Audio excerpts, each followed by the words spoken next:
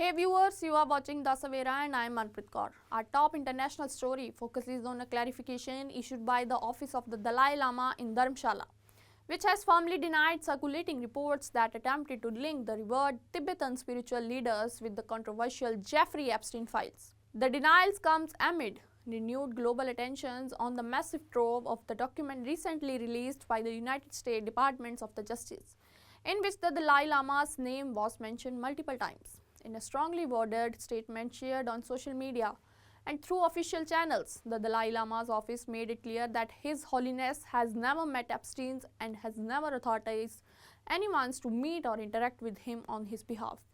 The statement emphasized that any report suggesting otherwise were misleading and not grounded in fact.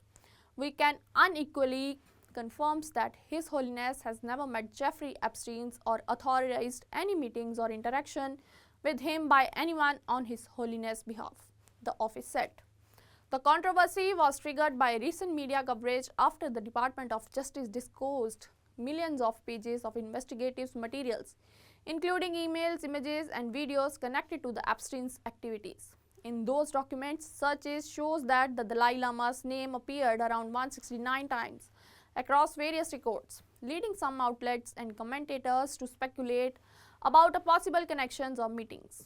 Reports noted that in some of the released correspondence, there were references to events where Epstein expressed a desire to meet the Dalai Lama or mentioned occasions where the two might have been present at the same gathering. At least one email from 2012 was cited in news articles as suggesting that Epstein wanted to attend an event at which that the Tibetan leader was also expected. However, these references were descriptions in third-party communications and not direct evidence of any encounter. The Dalai Lama's office distanced His Holiness from all such mentions, noting that inclusions of his name in investigative files does not imply any association, scheduled meetings, or personal contact. The clarification also addressed social media posts and commentaries that sought to draw inference from casual mentions of the Dalai Lama's names in the unrelated documents. In its response, the office urged caution and accuracy in interpreting the released records, emphasizing that mere mentions does not amount to a factual link or contact. International observers have pointed out that the Department of Justice files contains refers to a wide range of public figures, political leaders, business persons, and cultural icons, many of whom were mentioned in forwarded emails, third-party discussions, or background materials that does not reflect actual engagement with Epstein.